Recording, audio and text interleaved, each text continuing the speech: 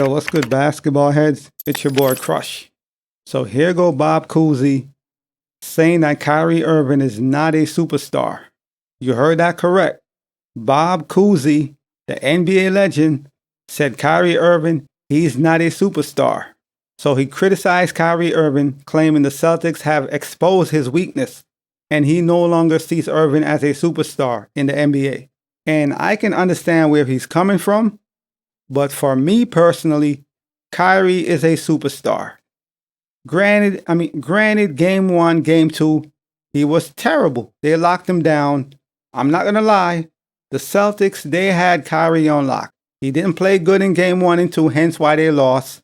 He finally showed up in game 3, but they still lost because Luka, he wasn't so great. And in game 4, he showed up, Luka showed up. So he had a pretty even series, 50-50. And I hear what he's saying, but to me, Kyrie, he's still a superstar. We saw what he did with LeBron in Cleveland versus the Golden State Warriors, and they won the championship. Granted, that was over a decade ago, and we can't live in the past. This is sports, it's the NBA. You got to update your resume. We can't dwell and live on what Kyrie did years ago. That was great, but today is a new day. So I hear what he's saying, but I'm not going to say Kyrie is not a superstar because he had 1 or 2 bad games. Look at Jason Tatum through the entire playoffs. He haven't been the greatest. He shot horribly through the majority of the playoffs. Jason Tatum is not playing like he did in the regular season. And this is a fact. Are we going to say he's not a superstar? The fact is, the Celtics, they have a better team. Yes, they're playing great defense on Kyrie because they have the personnel. They have Drew Holiday, White, Tatum, Brown. They have a lot of bodies they could throw at Kyrie and Luka. And I get it, it's the finals. This is the biggest stage. And Kyrie Irving, he have been here before. So this is not new for him. He's not a new kid on the block. He's been to the finals before. He made one of the biggest shots in NBA history. So we know what he's made of. And I understand a lot of people, they're looking at him with a side eye like, okay, so you was balling in the previous series. Now you're in Boston and you can't seem to perform. And that's a problem because in game 5, which will be played in Boston, if Kyrie don't show up, he chokes out again, he flunks out, that's not going to be a good look for him. If he plays well and they lose, it is what it is. But if the Mavericks lose because Kyrie didn't show up, he only scored 8 points, 14 points, that's going to be a bad look for him. So I'm expecting him in game 5 to really show up. I'm not worrying about what Luka is going to do. My worry is Kyrie because for some reason, and I think it's a mental thing, whenever he goes to Boston, he can't perform.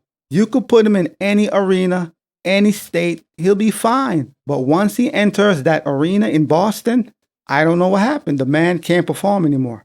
But I'm not going to say Kyrie Irving is not a superstar. Come on, man. The man is proven. Granted, he haven't won in a long time. He haven't won a championship since LeBron. But regardless, he's a proven superstar. So I'm not going to say he's not.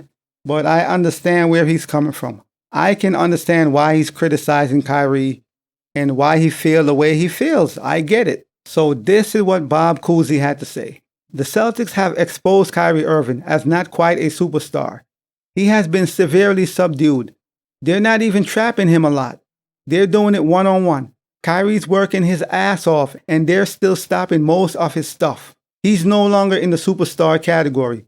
You've got to function in the playoffs to determine where you are in the hierarchy. And I hear what he's saying, and he's right. Superstars are made in the playoff. That is where you make your name. If they say you're a great player in the regular season or you're on the cusp of being a superstar, the playoffs is where you would make your name. So I know what he's saying as far as Kyrie haven't been good. He haven't been good in Boston. If the man showed up at least 1 out of the 2 games, the first 2 games, they would have stole their game. And this would have been an entirely different series.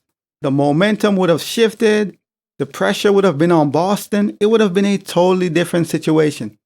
But because Kyrie been bad in game 1 and 2, here we are now. Game 5 is coming up soon, and they are down 3-1, fighting for their playoff lives, fighting for their NBA lives, trying to survive another game, hoping they could force a game 6. So I know where he's coming from, but I'm going to look at the history of what Kyrie have done, what he have done this season, this playoffs. Without Kyrie, the Mavs don't make it to the finals. This is a fact. If you want to say Kyrie is Luka's Robin, he's an amazing Robin, not just a regular Robin, because he have been right there with Luka. Some games he's even better throughout the playoffs. And if Kyrie don't perform the way he did, they wouldn't have made it this far. So I can't say, he's not a superstar. Look at what the man have done. But I understand where the OG Bob Cousy's coming from. I get it. Plus, on top of that, he is a Celtic, so come on. The guy is a Celtic legend. He bleeds Celtics. So, of course, he's going to say Kyrie's not a superstar. Come on. The man is a Celtic. He's a triple OG. So, of course, he's going to say that. To no surprise. And Kyrie, he's known for his abilities to perform under pressure. And he delivers most of the times. He delivers. So the fact he's been struggling when he's in Boston, I know part of it is defense. They have a great defensive team. They have great personnel to guard Kyrie, to wear him down. So I know a part of the situation is defense. Another part of it is mental, because there's nobody on Boston that could guard Kyrie one-on-one. I don't care who it is. There is no one in Boston or in the NBA for that matter who could play Kyrie one-on-one and stop him. No, you could slow him down, but you're not going to stop Kyrie Irving one-on-one. So it's a mental thing. For some reason, whenever he's in Boston, he just can't play the same. But if he's in Dallas, he's beasting. But I'm not going to diminish the man's status and be like, oh, he's no longer a superstar. I'm not going to go that far. I will say he needs to play better in Boston. If Kyrie don't show up in Game 5, it's over.